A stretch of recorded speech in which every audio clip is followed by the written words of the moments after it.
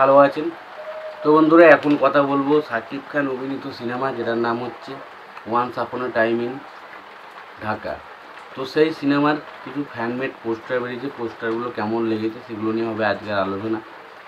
তো তার আগে আপনাদেরকে একটাই কথা বলবো, যে যদি আপনারা আমার চ্যানেলে নতুন হয়ে থাকেন, অবশ্যই আপনারা আমার চ্যানেলটা সাবস্ক্রাইব করে নেবেন। আর যদি আপনাদের আমার ভিডিওটি ভালো লেগে থাকে, অবশ্যই একটা লাইক, কমেন্ট, শেয়ার করে দেবেন।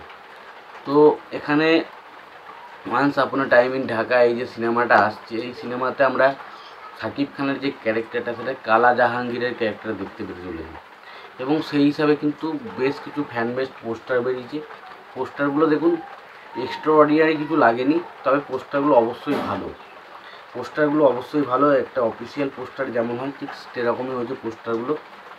এবং সত্যি কথা বলছি, ফ্যান মানে আমি রিসেন্ট টাইম দেখছি, বিগত আগে অতটা দেখতে পেতাম না, এখন আমি দেখতে পাচ্ছি রিসেন্ট টাইম কয়েক মাস ধরে, যে যখনই কোনো একটা হিরোর ছবির অ্যানাউন্সমেন্ট আসছে, সেই ছবি নিয়ে কিন্তু মানে চারিদিকে সোশ্যাল মিডিয়ায় ছেয়ে যাচ্ছে ফ্যানমেড পোস্টারে।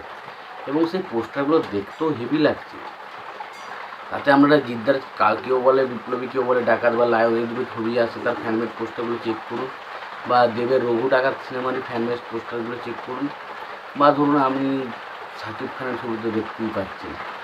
তো সত্যি কথা বলছি, এটা কিন্তু একটা দারুণ ব্যাপার, যে প্রত্যেকে যাদের ফ্যান বেস রয়েছে, তারা তাদের সেই হিরোকে নিয়ে প্রচণ্ড এক্সাইটেড এবং তারা খুব আনন্দে রয়েছে। এবং তারা তাদের মতো করে যতটা পারা সম্ভব তাদের হিরোকে প্রেজেন্ট করছে। এটা দেখতে ভালো লাগে, যে একটা হিরোর প্রতি তাদের কতটা ভালোবাসা, কতটা ডেডিকেশন থাকলে এই সমস্ত জিনিসগুলো করা যায়।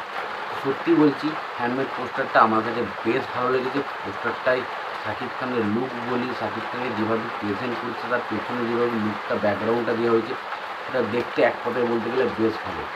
তো শাকিব খানের এই কালা জাহাঙ্গীরের পোস্টার আমি মোটামুটি 4টে থেকে 5টা পোস্টার দেখলাম।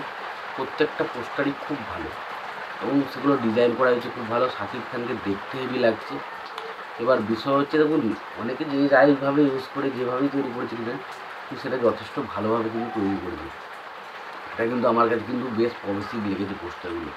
তো তোমরা অনেকেই জানি পোস্টারটা অনেকেই দেখেছো, তোমাদের কেমন লেগেছে পোস্টারগুলো অবশ্যই জানিও।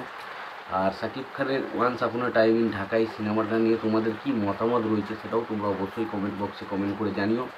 ভিডিওটি যদি তোমাদের ভালো লেগে থাকে, অবশ্যই তোমরা একটা লাইক, কমেন্ট, শেয়ার করে দিও। চ্যানেলটা নতুন হয়ে থাকলে অবশ্যই তোমরা চ্যানেলটা সাবস্ক্রাইব করে নিয়ে পাশে বেল আইকনটা অবশ্যই প্রেস করে দিও। ততক্ষণের জন্য ভালো থেকো, সুস্থ থেকো, দেখা হচ্ছে পরে ভিডিওতে।